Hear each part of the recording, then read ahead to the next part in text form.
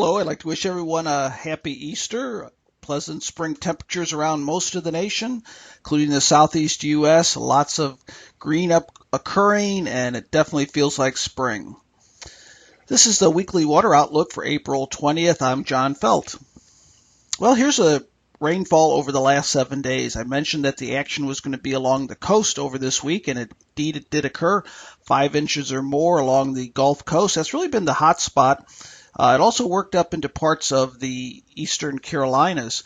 But if you take a bigger step back and look at this here, you see the area in yellow. And many of the folks listening to this, we all deal with water and river basins, most of us anyway.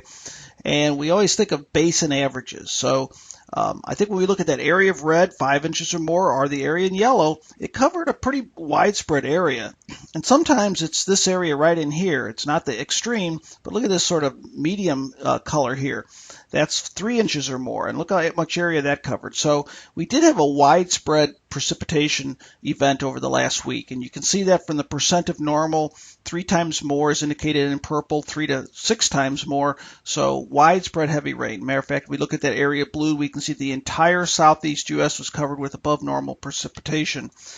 Most of the southeast U.S., or a large part of it, is actually somewhat vulnerable due to high stream flow and soggy soils at this current time. Not the entire area, but a majority. So we could use a break for at least a while, and I'm going to be talking about that in just a moment here. So if we go to the last 60 days, I mentioned that area that's vulnerable, and this is the departure from normal. And areas in blue are indicative of regions that have received at least 4 inches or more above normal. So when we look at vulnerabilities, there's a couple things to look at. One is current stream flow, which I'll show just a second here, but also this is past precipitation. So sort of looking at it here from the last 60 days, this would be one indication of an area that would be vulnerable for more rain, especially the part of southern Mississippi, central and southern Alabama, far south Georgia, and then the entire northwest Florida coast. Now, temperatures last week, due to all the rain and clouds that were held down, you can see we have green over the southeast U.S. Actually, we have some blue Mississippi and Alabama, and that's 6 to 9 degrees below normal. So it was a cool week, especially over Mississippi and Alabama. Now, I mentioned another vulnerability with stream flow. Stream flow is running high with these dots in blue, very high. You can see some dots in black, and those are areas that it wouldn't take a whole lot to bring streams back out of their banks. I don't expect that, but again, we do have a short-term vulnerability both towards soggy soils over parts of the region and existing high stream flow over other sections. Now, the jet stream this week, one of the things you can see, blue is early this week, green is late. We do have one system coming through. This is late this week. Here it is right here. It's going to be bringing a cold front through, but look how far north it is. The energy's up towards the north now. Now, this is sort of interesting. I don't know if you've heard this week, but we're off to the slowest start of tornado season on record. And with this jet stream well to the north, and this system's not all that strong, it looks like a fairly quiet week again, and we're in the peak of severe weather season. And being in the southeast U.S., that jet stream is not too much longer before, moves up to the north for good, I guess, for the summer months. And we might end up having a quiet severe weather season this year, a very quiet severe weather season. But we'll just see. We have a long way to go, and this can change quickly. But at least this week or the next couple weeks, I just don't see that possibility. So here is this front I'm talking about going through. It will bring our chance of rain this week. This is on Thursday, so it'll be coming late this week to the southeast U.S. Into the early weekend. So let's take a look at the jet stream anomalies, just sort of give us the big picture as we go through the rest of the month of April into early May. This is the jet stream anomaly as of this week, and when we see these areas of brown here, that's indicating that the jet stream's bowing up towards the north. If we have areas of blue, that means it's sagging to the south. And blue is generally corresponding to cooler weather. Brown is warmer. So this week you can see it bowing to the north, and that's indicating generally over the middle part of the nation warmer temperatures. And southeast U.S. is sort of impacted by both of these. A little bit cooler in the Carolinas, a little bit warmer towards Mississippi. If we go out to 6 to 10 days, we see a lot of white, and that's saying normal conditions. It's a pretty quiet type pattern. I don't see any strong embedded systems in this. I don't see any real vigorous type systems. So pretty much a benign type pattern, 6 to 10 days. And then 11 to 15, at least right now with this model, it's showing that ridge pushing up to the north again.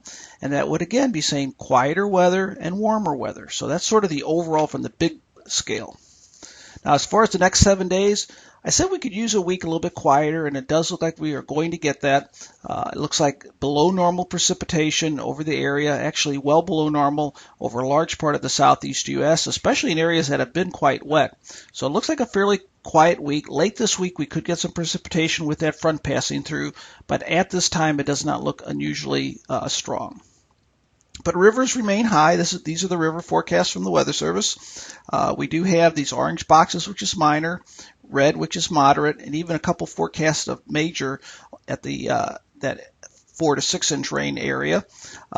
Generally speaking, the rivers in the west are beginning to are falling, and the rivers along the east and the Carolinas and along the coast are still rising. But these are the river forecasts, and generally speaking, we're looking at minor flooding with a handful of moderate flooding and just isolated possibility of major flooding. Okay, so let's go through our sequence the next couple of weeks, and this should align with that jet stream analysis. Remember I said the east a little bit cooler, west warmer. And I think for this week, we're going to average out as far as temperatures near normal, depending on where you're at. And if you're in the east, it's going to be cooler. Everywhere else, it looks like it's going to be near normal temperatures this week. Now, if we get on to the 6 to 10 day, April 25th through 30th, that ridge starts to push again to the north. We have warmer temperatures over most of the region, more significantly above normal over Alabama and Mississippi, closer to normal over the Carolinas. Let's go out even a little bit further, April 30th through May 5th. Generally speaking, I would call this near normal.